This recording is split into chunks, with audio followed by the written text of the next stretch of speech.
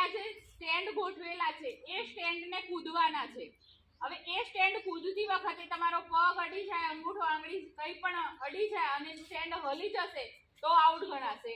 અને જે કૂદતા કૂદતા આ રાઉન્ડમાં વહેલા ઊભું રહી જશે એ વિજેતા ગણાશે. હવે બે ટુકડીમાંથી જે પહેલા રાઉન્ડમાં આવી અને ઊભા રહી જશે એને 1 પોઈન્ટ મળશે. જેના પોઈન્ટ વધારે થશે એ ટુકડી વિજેતા ગણાશે. શરૂઆત કરીશું આપણે રમવાની.